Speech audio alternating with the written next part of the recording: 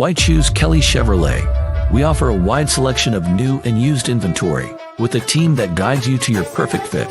Our certified pre-owned options ensure peace of mind with warranties and rigorous inspections. Competitive pricing, flexible financing, and convenient trade and services, making your dream Chevrolet a reality. Trust our experienced service team to keep your vehicle in top shape, and enjoy free car washes as long as you own your vehicle.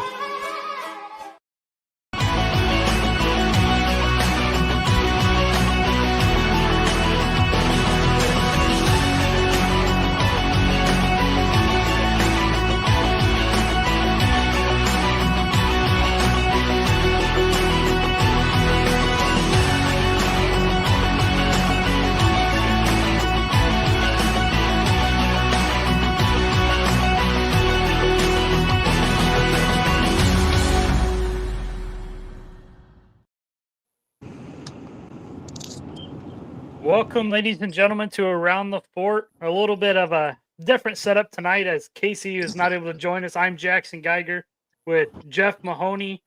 Hi, Jeff. Hey, Jackson. So the muzzle's off, man. How's it feel?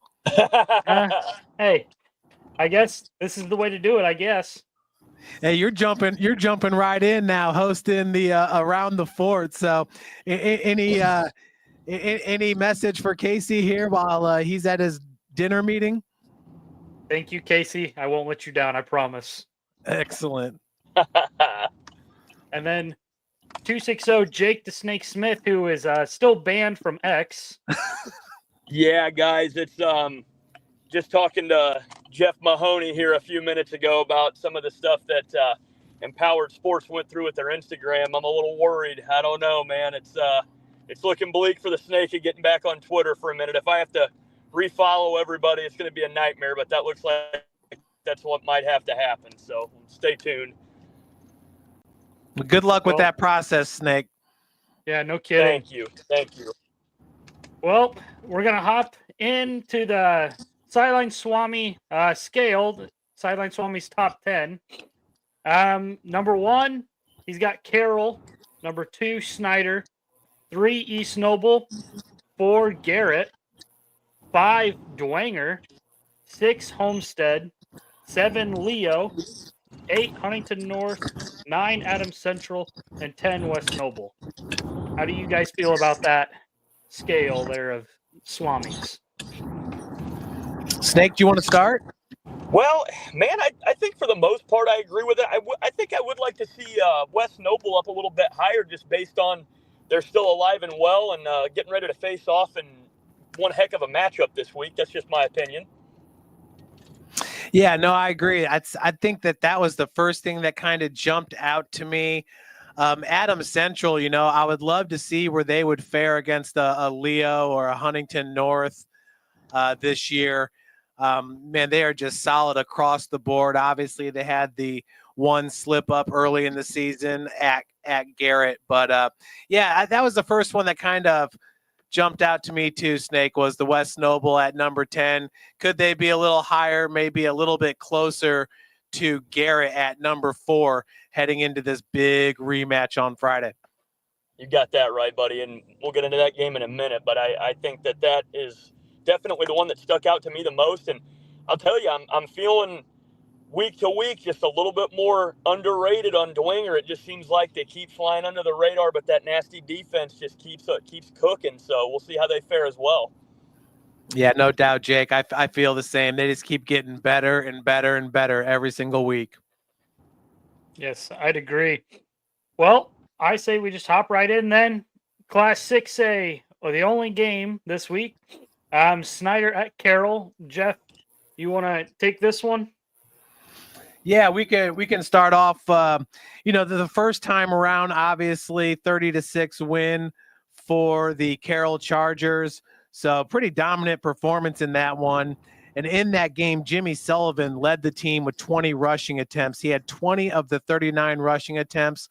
So it kind of makes you wonder in this game if they're going to have so many designed runs for Jimmy, nursing that non-throwing hand. So I think, Jimmy's probably, if not the toughest football player in Northeast Indiana, he's certainly one of them. for a quarterback. I mean, he's tough as nails. So that will be interesting. But looking at Carroll, ever since they added Will Jeffries to the backfield where he can actually run the rock a little bit, and then having DeJon Green also, I mean, both of these guys just went off last week against Northrop. Jeffries with 176 yards rushing and 3 touchdowns for the outside linebacker, averaging 8.8 yards per carry. And then DeJon Green, 175 yards rushing, averaging 10.9. Now, granted, this is against the Northrop defense that gives up a lot of points on the season. But it's going to be interesting to see how they play that one, because Jimmy as a run threat is definitely one of the strengths there for the Carroll Chargers. Looking at Snyder, last week having Brandon Logan having to leave the game, and he tried to re-enter. He just couldn't make it work. I'm not 100% sure what the injury is. I don't know if it's like a high ankle sprain or something, but he was on crutches in the second half. And it's one of those things where, I mean, Brandon has such a bright future ahead of him that if he's not 100%, maybe they just hold him out in this game. So sounds like it's going to be a game time decision, as Casey had reported to us. But it's definitely going to be tough for Snyder if they do not have him on the field, regarded as, arguably the best player in Northeast Indiana. Carroll has a guy like that too, named Jimmy Sullivan, regarded as one of the best players in the state. Both of those guys are ranked in the 247 Sports top 50, and they're both inside the top 20. I think Logan's at 12, and Jimmy might be at number 20, and that's best players in the state for the class of 2025. So going to be a fun one over there at Carroll. They put on one of the best game day environments in the state. So, yeah, I don't know. What do you think about it, Jake? I mean, you think Snyder has a better chance this time around against the Chargers? Man, if they are missing arguably their most prolific defensive piece, that's an uphill climb. And one comment I was going to make, Jeff, I've been thinking about this a little bit this week. In sports, there's that old adage that everybody says that it's really tough to beat somebody twice.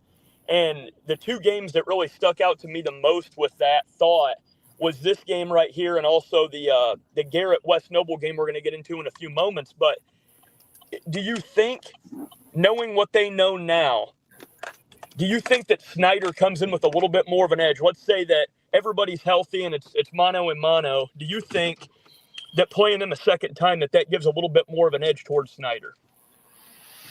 Well, I definitely think that the score is going to be a little bit closer than the first one, the 30-6. Yeah, I mean, obviously the guys are going to be hungry. I'm sure that left a sour taste in their mouth. And I think that in this matchup, they'd almost prefer to be on the road. So let's keep this the exact same situation that we were in the first time around. That place is going to be absolutely packed on Snyder's side and on Carroll's side. So the environment's going to be electric. But, Coach Tippmann has said that the guys do feed off of that. Jake, one thing I wanted to pull up here is check out this play from this past Friday, okay? This is Aaron Vance to Jordan Davis. But what I really wanted to key in on is the lead blocking by Landon Fry. If I can mute this clip real quick. Do you see that block in the open field? I don't know that I've ever seen a pancake block just so dominant in the open field like that. Wow. Now, to my recollection, I don't believe that Landon Fry spent as much time in the offensive backfield the first time around against Carroll, but he is a complete difference maker as a lead blocker, fullback, H-back, whatever you want to say. If I'm IU, I'm begging Landon Fry to play football as well as baseball at Indiana, because, man, he is just so legit on the football field. Man, no, you nailed that. I mean, in that play right there, I'm glad you pulled that clip up, Jeff. That is a very good open space style play, kind of selling it as a screen and swinging back to the other side. That could be a very good key for them offensively, with Aaron Vance being able to sell that a little bit, dip the ball down. that could be a nice play to put in the staple to go against the Carroll Chargers on Friday night. Yeah, and I'm glad you mentioned Aaron Vance too, because I feel like the improvements that he's made week by week have been just stellar. Some of the biggest improvements for an individual player that we've seen here in Northeast Indiana. So does that equate to long passes downfield? We'll see.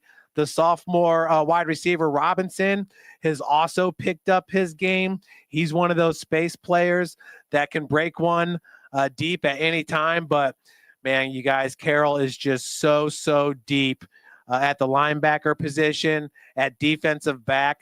I know they love their safety over there, and I'll grab his name for you here in a second. But, yeah, once again, and here's Robinson. Let me show you the sophomore Robinson who makes a reception right here. I mean, he has got the quicks. Great job finding that space and getting open, being a big target for Vance. But, man, you know, Brandon Logan, this is a pick six, and this started the game. This is early on here against Elkhart, and when you're missing that type of productivity, I mean, how many pick sixes have we seen from him throughout his career? Against Carroll last year, he had 2 in the span of about 40 seconds. So that's just uberly impressive. But, you know, even though you use Will Jeffries maybe a little bit more in the offensive backfield, if you're Carroll, you are still extremely deep at that linebacker core. They can bring in Asher Wagner at any time. And, I mean, he looks like a younger version of Landon Fry with just his body type and how big he is. Wagner goes 5'10", 205 pounds. So that kind of mirrors what Fry has as well. And then if you look at Lincoln Grabner, who's a free safety, 6'1", 175. I mean, they are so high on him over there at Carroll, as he could be one of their next big-time recruits, along with Eli Newhouser, the sophomore middle linebacker, who was named first-team All-SAC. Eli, of course, goes 6'3", 210. Brody Beeks, a senior nose tackle, has been outstanding for Carroll. So that whole defensive front with Gavin Goldacker, he's only a sophomore at 6'4", 220, another big-time name for Carroll. And then Evan Brubaker, the other defensive end. So going to be tough for Snyder once again to run the rock against Carroll, but I think Landon Fry in the backfield is definitely going to help with that. And what could that lead to in the passing game? Going to be a fun one over there at Carroll, and we certainly hope that Brandon Logan's going to be healthy enough to get out on the field. Absolutely. Yeah, definitely. That was great. Do you guys, so Swami's pick of 18, is that too much, not enough? Well, and he actually, once he found out about Logan, he raised that up a little bit. I'm going to say yes. We haven't seen Nate Starks since I think it was maybe week 7 or week 8. Yep, they've been holding him out. And if he's healthy, ready to go, just another weapon, the program's all-time leading rusher, that will be huge for Carroll. Something tells me, Jackson, that it's going to be inside 18 points. Yeah, I agree with that. I think you're dead on. All right. Moving on to 4As. There's no 5A games this week. 4A. First game in 4A, a big one at Bishop Dwenger. East Noble heads to Bishop Dwenger. East Noble 10-1, Bishop Dwenger 6-5. Jake? Absolutely, yeah. This is going to be a great game with, as we all know, East Noble over Leo last week in a 21-0 shutout, which was very, very impressive to me. And just as impressive was BD over Wayne 25-6. So going into this thing, I think everybody could agree that these are the two best teams playing. I think they're both deserving to be here in the 4A sectional 19. Again, been speaking this guy's name quite a bit lately, and I think that this is the make or break for East Noble is Riley Biddle. And what I'm impressed with him most on is the deep ball. As time's gone on, a few games have got under his belt. It seems like those mid-range and shorter passes, his completion percentage maybe isn't as high as you'd like to see. But the pass deep down the field is such a threat with them. And what could thwart that would be the Bishop Dwenger pass rush, and that is something that they've been prolific about these last couple of games. They do a lot of great things with the linebacking core, and I think that that's going to get a lot of penetration through that line. However, East Noble does have a fantastic offensive line, so to me, that's the matchup, is the BD linebacking core on those delayed blitzes, getting pass rush, trying to see if they can penetrate that East Noble offensive line.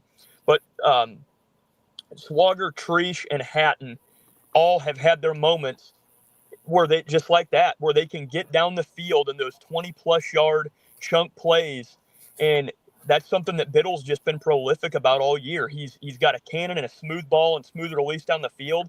So can BD line up with that on the back end? As I said, East Noble's offensive line's been incredible, creating creases and great rushing lanes for Dylan Krell. I do want to keep an eye on the man Pelkington for BD. Nick has proven that he can kind of be just a game wrecker week in and week out. Another player that I've been impressed with these last couple of weeks is A.J. Shefferly, as he's gaining some momentum carrying the rock. How can O'Keefe on the back end of Bishop Dwenger line up against some of those weapons that Biddle has over the top? Who can establish the run game early? And then when you go to special teams, the edge has to go to the Saints with, in my opinion, the second best kicker in the state of Indiana, and the best long snapper and holder combo. Bishop Dwenger's special teams is just top class, and I think that I've overlooked BD game after game, and they just keep punching me in the mouth, and I just don't think I can do it in this game. I think Dwenger's going to have a recipe, and I am more excited about this game than any game that I think I've been in some time, fellas. Me too. I'll be on the call on Friday with Tim Atkinson. We're both pretty stoked about it. I agree. Once again, I think Coach Stewart would say the same, that this game is all about Riley Biddle and his proficiency at quarterback. Last week, 5 of 10 with the 1 touchdowns, 0 interceptions. He had 12 rushes in that game, averaging 3.1 with 2 touchdowns. So their first 2 touchdowns was Riley Biddle running the ball. He also had his first interception on the season playing safety, and his second of his career.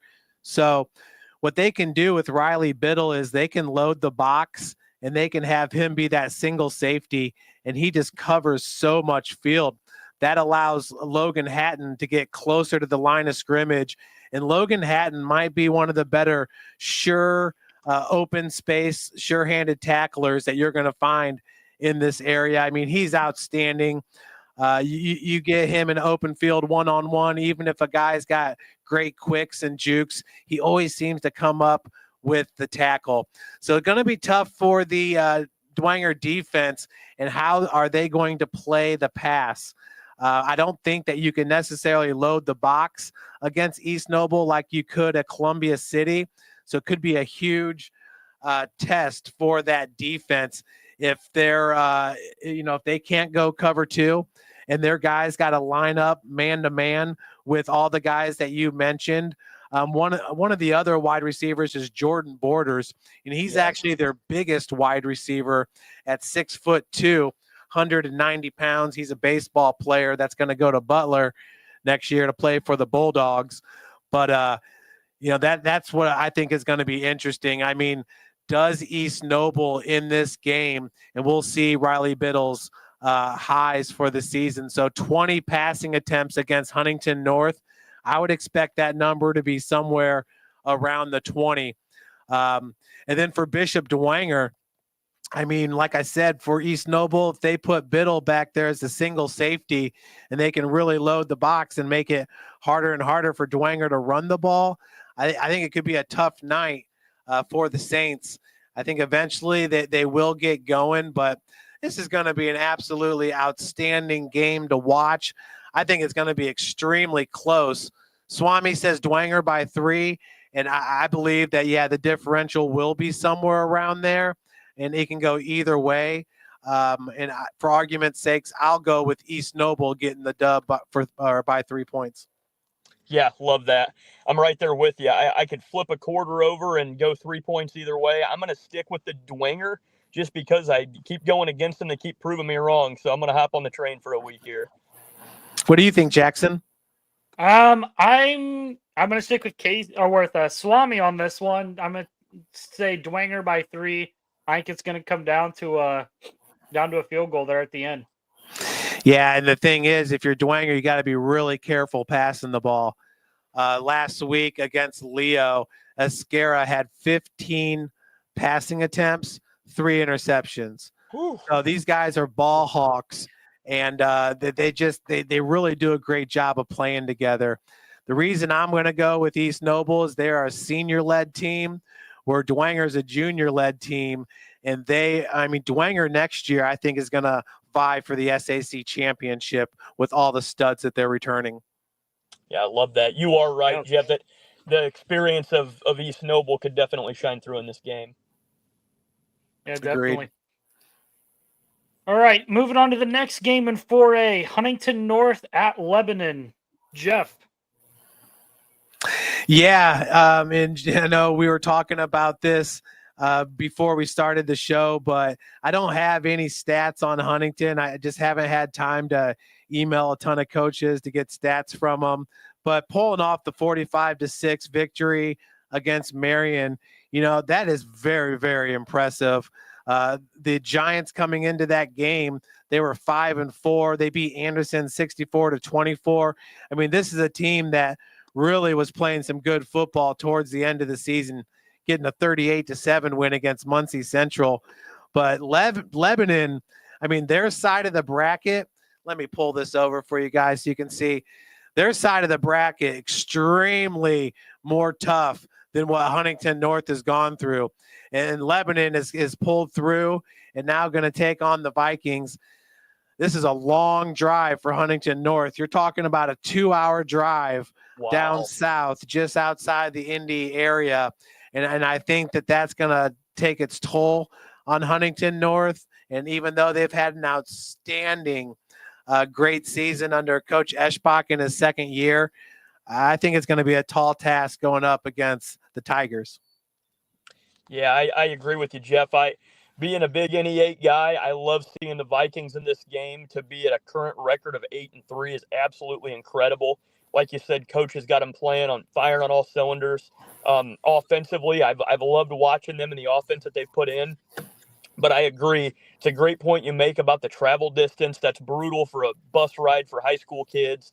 It's one thing to be an hour away, but when you're pushing 2, man, it just wears on you, the nerves, and just the fact of, like other teams that we've seen before, like Columbia City's sectional in 22. It's like we've said it a million times. You have to learn how to win.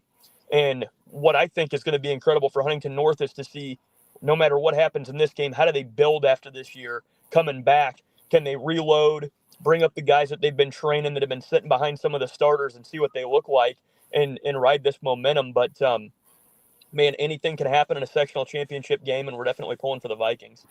Yeah, and what I did see was 5 interceptions for Huntington North in the first sectional game, and that was against Frankfurt, the Hot Dogs. 0 interceptions last week, but Marion really did not throw the ball that much. Boy, Lebanon likes to throw the rock with their senior quarterback, Jackson Folden. He's been outstanding this year. A 120.1. No, it is 128 QBR, 33 touchdown passes, just 7 interceptions. So you kind of got strength on strength with this one. That defensive backfield, outstanding for Huntington North in the passing game here for Lebanon. But, of course, their leading rusher averages 6.4 yards per carry. He's got 7 touchdowns. They actually got 3 guys that they can hand the ball off to. Joshua Parks is their number 1 running back, but going to be a fun game over there. We had planned to do the game, and it just didn't work out. We couldn't find a camera person that could drive the 2 hours to Lebanon. So we're not going to have it, but Lebanon has a broadcast, and people will be able to enjoy that on ihsatv.org. That's awesome. Sweet. Swami says Lebanon by 2. Thoughts on that? I'm going to go a little bit higher. I'm going to say Lebanon by maybe 9. Yeah, that's kind of what I was leaning towards too, a 9 or 10 point spread there. But hey, as an NE8 fan, go Vikings. Absolutely. Yep, I definitely agree. Moving down. I just will. Go ahead. Sorry, Jackson. I just will say this: no matter what happens to Huntington North on Friday, kudos to the Vikings, man. Yeah, buddy. You kind of got that feel with Huntington North, like you did with Columbia City 3 years ago, when you knew that they were really turning the corner. They haven't had a season like Columbia City did during Stratton Fuller's sophomore year. Jackson was a senior. Not that kind of season, but you do feel like the trajectory is very well for the Vikings. Definitely agree. Yes, definitely. Moving on to 3A, one of the biggest games of the night, if not the biggest. 11-0 Garrett at 10-1 West Noble. This game they played earlier in the season, where Garrett came away with the win 17-6 against West Noble, kept West Noble out of the end zone in that game, as West Noble just had the 2 field goals there in the first half. Garrett is the favorite in this one. So we're going to go in and look at Garrett's game last week against Tippy Valley. Garrett had 3 players with over 100 rushing yards. Alex Guzman with 111, Coulter Hefty with 110, and Cameron Rubel with 100 yards, each of which had at least 1 touchdown. Cameron Rubel with 3 rushing touchdowns in that game. And Coulter Hefty also went 3 for 4 passing, 77 yards, and 1 touchdown, and their 42-13 win at Tippy Valley last week. Very impressive showing by Garrett there last week. Looking at West Noble from last week. So let's actually look at the season for these two. So this is a big history game, really, for both. West Noble has never won a sectional title in school history.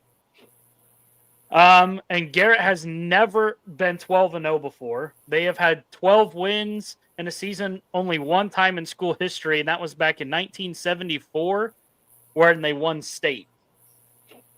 Wow. So a bit of history here in this game. Some players I'm going to be looking at in this game from the Garrett side. Chase Egley had 2 sacks in their last meeting. He has 5 on the season. Cameron Rubel had 110 rushing, is averaging 110 rushing yards per game and has 29 total touchdowns for the Railroaders. And Coulter Hefty, 85 yards rushing per game. And he had 1 interception the last time they met. Coulter Hefty also does a lot on the defensive side of the ball as a DB. So Hefty's definitely a guy to look at on both sides of the ball. Going West Noble's side, obviously, as everyone knows, with Seth Pruitt, all-time leading rusher for West Noble. He's averaging 159 rushing yards per game and has 33 total touchdowns on the season. Trevor Steele had a pick against Garrett earlier in the season. And then Parker Skelly is the leading receiver. Oh, sorry, wrong one. Ethan Yates for West Noble, middle linebacker, run stopper, and he's just a heck of a ball player for West Noble there at linebacker. Anything about that game from either of you? Jake, you want to go? Yeah, I still have a gut feeling that even though West Noble's going to come into this game, I feel horrible saying this because they've come so close so many times in the Knox days of not getting a sectional championship. I just feel like Garrett is too stinking good. And Coulter Hefty is a dog. They just fly to the ball. And the one thing that I thought about last time is Pruitt is obviously one of the most prolific running backs in the area, but Coach Depew is one of the greatest minds for fitting the run defensively. And I think that's the make or break in this game, in my opinion. Yeah, we saw that last year in that Heritage game. And you can see, obviously, not even close, season lows here in yards per carry and the rushing yards in the first matchup between Garrett, but you guys got to remember that game was played in a monsoon, if you will. Yeah. We just had awful weather all across Northeast Indiana. I think that was the residuals from the hurricanes in North Carolina that week. So, Garrett obviously loaded the box. They weren't going to let Seth Pruitt beat them. Seth still was able to grind out 2.4 yards per carry.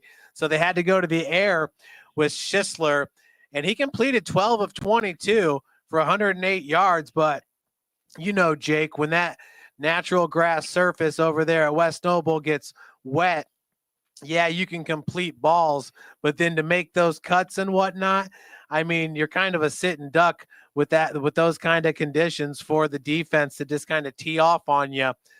I think that, once again, they're going to make it very hard for Pruitt to run the ball, but I think that West Noble could be a little bit more proficient in the pass game in this one. And instead of just having the completions where the guys get tackled, maybe be able to break one of those tackles for a long touchdown or something. So, it's a tall task once again for West Noble, but I think they're up for it, and I think that they could pull off the upset in this game. No, I do agree. I think the score will be closer this time. Coach Mayorder definitely knows how to get the troops ready, so that's very excited about that game. Yeah, great atmosphere up there in Ligonier, and you just wonder if that's gonna have any kind of outcome to the game, just how electric it's going to be. But we do know Garrett's going to travel as well, so there'll be great support for the Railroaders. Yeah, definitely. Swami has Garrett by 7. Too much, not enough in your guys' minds? I think we're going to be a little bit closer than 7. I think it could be a 3-point game, kind of like that East Noble and Dwenger, and it can swing either way. But I'm actually going to go with West Noble by 3 in this one.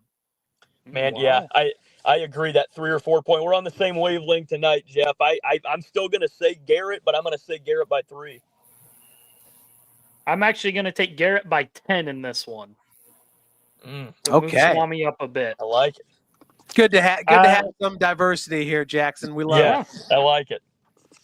Our last game in 3A, Mississinewa 11-0 at Bishop Luers. Jake's going to take this one. Yeah, so Ole Miss, I call Ole Miss the Pony Express. I have for the last couple of years. Now offensively, they look a little bit different than they have in the past. But last week, Bishop Luers over Jay County 41-8, just got down to the business. And Ole Miss 21-7 over a pretty tough Delta team. I will say, watching Luers, especially in the punt return game, special teams has been sound. Luers showed a really nice balance last week as well. 137 yards in the air, 199 yards on the ground. And they're definitely going to need another good dose of Dariah Williams establishing that ground game. When you look at both sides, there was a common opponent, which was Norwell, who Ole Miss beat 35-0. Luers 42-7 over Norwell. So a 35-point spread in both those games. However, Ole Miss did play Norwell early in the season. And Ole Miss undefeated so far, which is pretty impressive. But the level of play, arguably, maybe not to Luers' caliber. So good game on the rocks here. A couple players that I like in this one. Kellen Rock is the Ole Miss quarterback. He's got a great ball. He is very, very proficient in throwing the wheel route. They like to get their running back, Ian Newsom. He's got electric speed. They like to get him out on that wheel and try to hit him in stride down the sidelines, and it's been pretty effective so far. Another thing I will say about Ole Miss is they run my favorite defense. Their base usually looks like a cover 2 man under. So you're floating 2 safeties high, but you're man underneath. And it's really going to not only stop those inside crossing routes, taking down things like mesh concepts when traffic tries to come across the middle of the field. But I do think that Luers' path to success is keeping that same balance and really keeping the sound special teams. I don't know if Ole Miss has had to punt to a return crew like this yet, and I think that might be the edge in the game. Yeah, I really like Luers in this one. I mean, those guys have been playing lights out. Jace White, another great game last week, 8 of 11, passing 91 yards, really doing a good job of just managing the game for Bishop Luers, not putting them in any bad situations. They can go with a million different running backs, you feel like D. Hogue, Jacob Felger, Dario Williams, all guys that they can use. Jace White is also dangerous if he breaks the pocket and looks to run. But Ole Miss, I mean, this is a senior class that's had a lot of success. When you look at Kellen Rock, the quarterback, like Jake mentioned, 20 touchdowns, 5 interceptions. I mean, he's been the starter for that squad the whole season long. Elijah Monday is putting together an all-state caliber type of year from his running back position. Just a junior, 23 rushing touchdowns on the season. And, of course, they also have Quaderer, the junior receiver, who's a big weapon for him. Newsom as well. Yeah, I just feel like the strength of Mississinawa is their run game. Even though they can pass it, it's not the Ole Miss of old where it's going to be 95% run. But, man, that just plays right into Bishop Luers' hands when they have arguably one of the best defensive lines in the state with Isle Taylor and Jerron Taylor, both the juniors making all SAC first team, and their linebackers can just fly around. They've been outstanding this year. One guy that really sticks out to me is Braden Migrant, the junior. He's just kind of one of those tweener guys, the second level, the third level. And that's what you need in today's game.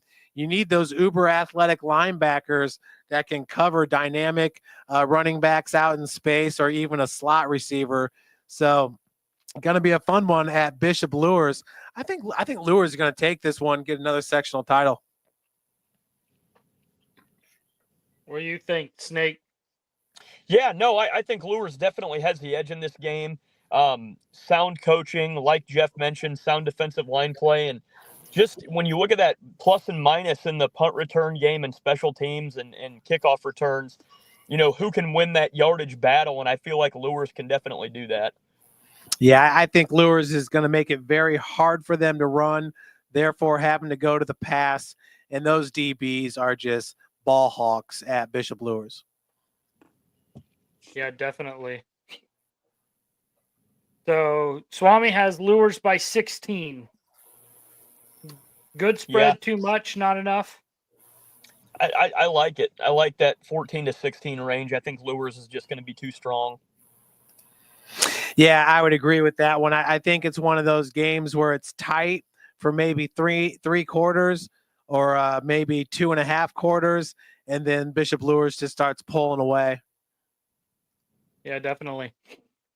All right, let's hop out of 3A and head into 2A. One game in 2A. AC at Eastside. Jeff's going to take this one. Yeah, getting the win over Prairie Heights 41-26. I think some people might have thought that game would be a little bit closer, but, man, East Noble is just kind of turning it on here towards the end of the season. The sophomore quarterback, Job Richmond, love that name, Job Richmond, completed 3 of 9 passes for 45 yards, but he ran for 165 yards with 3 touchdowns in that one. Biddle, a running back, and Lesser, a running back, also had touchdowns for Eastside. But I'll tell you what, Adams Central is just way, way too legit this year, like they have been every year. Matt Heiser with 131 yards rushing last week had 3 touchdowns, so he was the guy. Hershey added another touchdown. And then Jamison Roach completing 3 of 5 passes for 75 yards and a touchdown strike to Braylon Reber. Reber had all 3 catches for 75 yards in that huge win over Cherubusco, 35-8. So, Eastside is definitely building for the future, and I think that they've had a successful season. They're going to be a 500 team after winning conference a year ago. But AC, once again, a lot of teams in Northeast Indiana at those lower levels have been looking up to Adams Central for years, and they're kind of the standard, and they still are. So they're still pretty much on top, even though they moved up a class from 1A to 2A. Yeah, I mean, you're totally right. You just darn near can't even tell that they got reclassed, and they remind me so much of Lures in that facet of just, it doesn't matter if they're a single A, double A, it doesn't matter. They're competing, they're playing well. The Jets smacked Eastside earlier on pretty handedly earlier in the season, and I think that's just kind of the way it's going to go.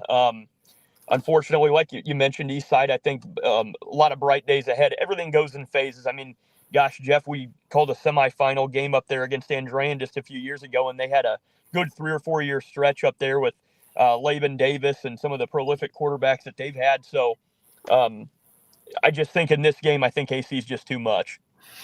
Yeah, and going back, East Side is getting some freshmen on the field. I mean, and they're being productive. Bo Martin, the freshman, had 2 tackles last week. How about this for a name? Ty Siebert had 4 tackles. Another freshman getting stuff done. Siebert, running back, linebacker, goes 5'10", 160. So a lot of young guys getting some quality minutes for the Blazers. This is a team, next year with bringing their quarterback back and a lot of these young defenders. I mean, they're going to be better next year, and watch out, Rickman's senior year. Yeah, I'm wondering if that Siebert is related to one Dane Siebert. I would think so. I would think so. And that little slice of football heaven known as Butler, Indiana. Yes, my good friend of mine lives right behind a football stadium, and man, they do it. A lot of small town football does it right, but I'll tell you what, you're not going to see as many RVs and motorhomes and people tailgating before a big game up there. I mean, when we called that semi-state game, I felt like I was walking into a small university. There's people cheering and cowbelling outside. Yes. They got grills going. It's a fantastic atmosphere up there for sure. That was a great night, I will say, Jake. And you know what? If your buddy lives right behind the football field, does he live in Ohio? Darn near, because you're right. You can punt a football and be in Edgerton, couldn't you? That's right. You sure can. All right. Adams Central by 35. Quite a spread there, but yeah, I think it's great what Jeff said about Eastside's getting in some younger players to get them that experience right now, which is great. That's only going to help them in the future, but I think 35 is pretty fair. Yeah, it's going to be right around 35. I'll take the under. We'll say 32.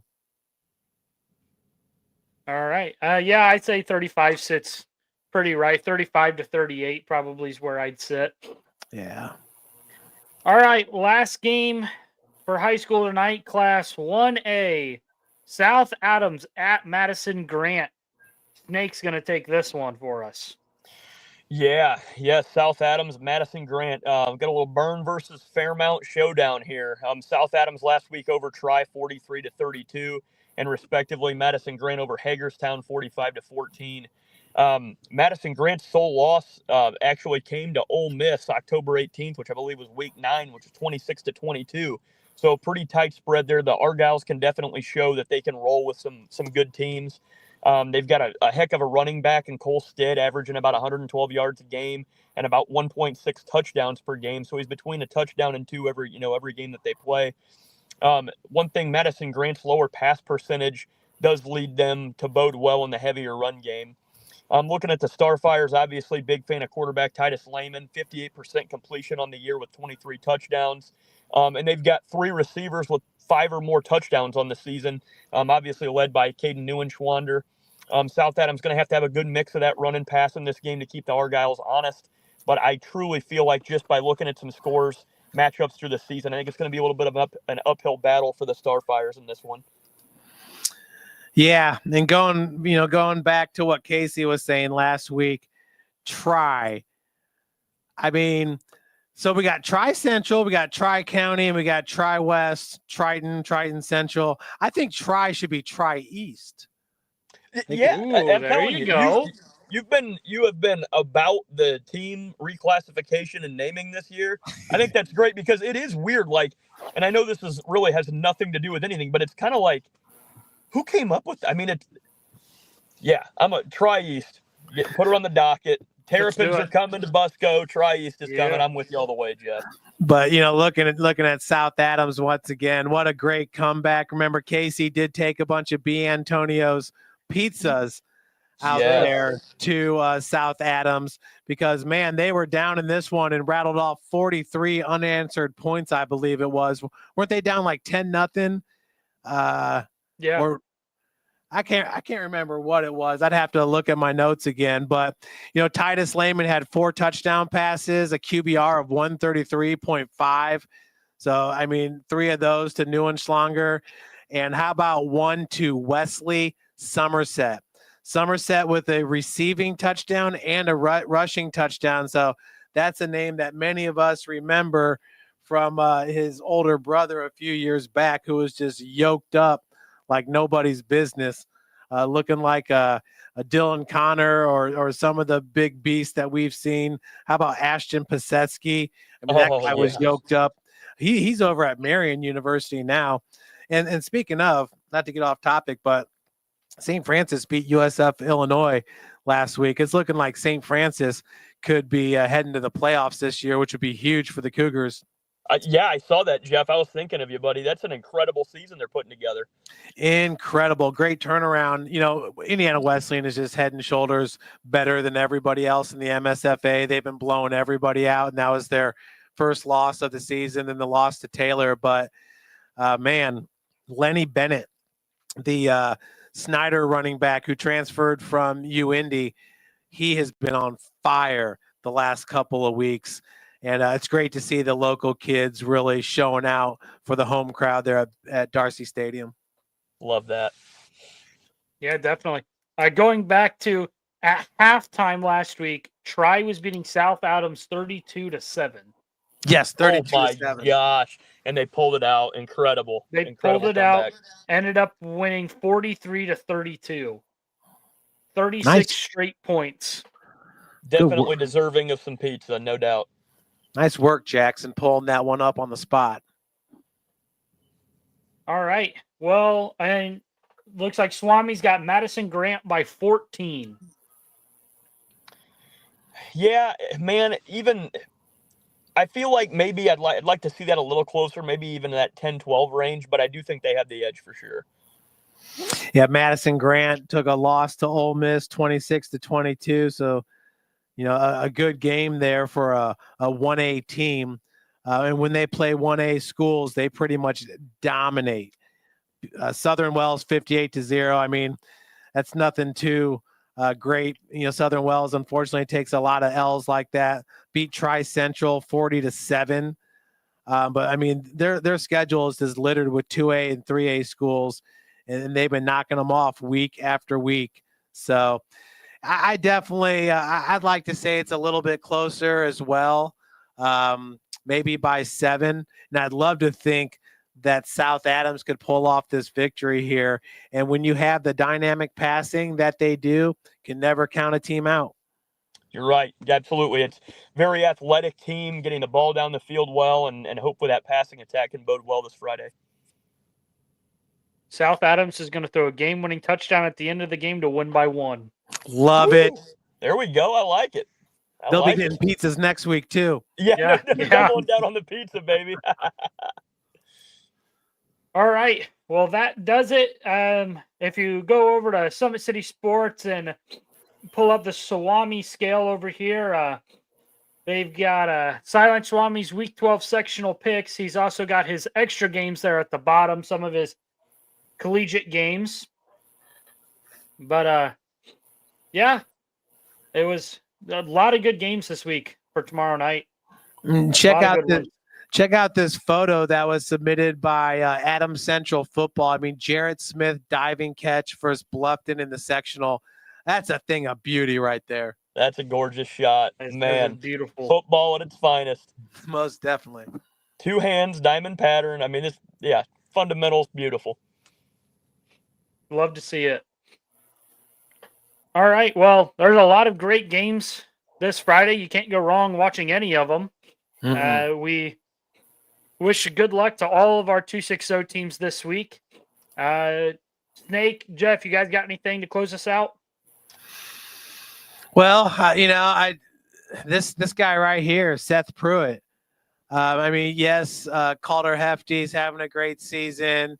Cam Rubel, just all the guys over there at Garrett. But program's all-time leading rusher right there has led the Chargers to a lot of success and a lot of wins.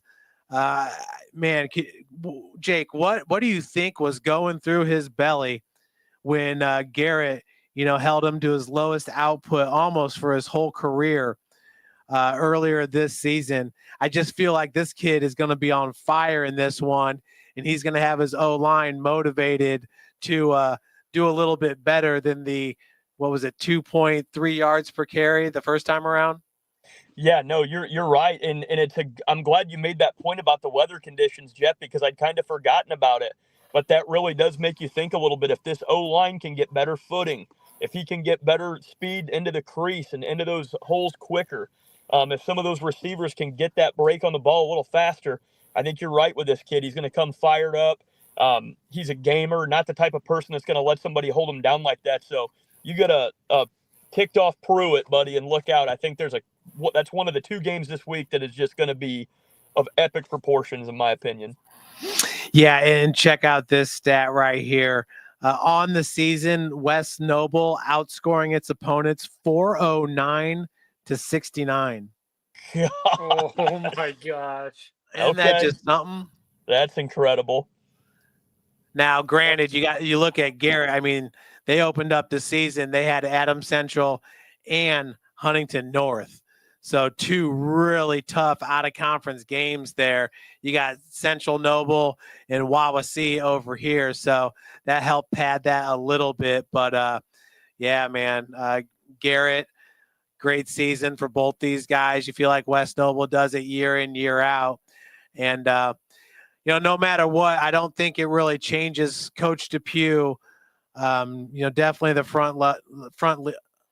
front runner in Northeast Indiana for Coach of the Year. Yes, I'm glad you said that. Yeah. I think just obviously a little bias and being able to spend a little time and talk to the man. He's got a football brain. He knows how to teach that to his players. Cares a lot about the program. Depending, obviously no matter what happens here with this game, that'd be my pick right now. Yeah, and Coach Depew has won 1 sectional at Garrett, and that was in 2016. And, of course, that was the season that got railroaded, if you will, by Concordia in semi-state. But look at that, 56-42. What a tight game. Yeah, tight game and high scoring. And that was a Concordia passing attack that was probably the best in the SAC. Wow.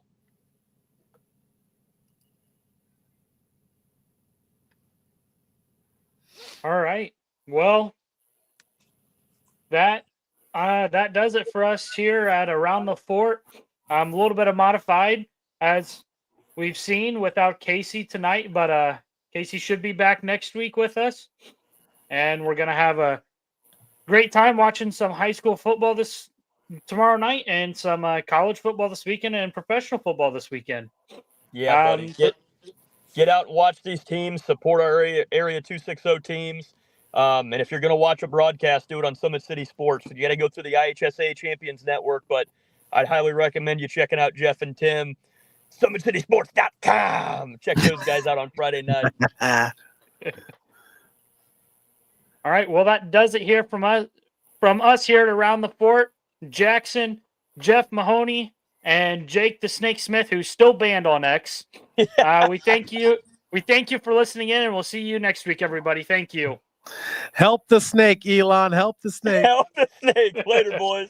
White Shoes Kelly Chevrolet. We offer a wide selection of new and used inventory with a team that guides you to your perfect fit.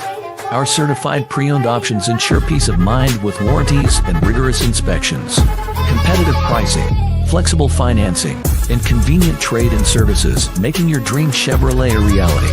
Trust our experienced service team to keep your vehicle in top shape and enjoy free car washes as long as you own your vehicle.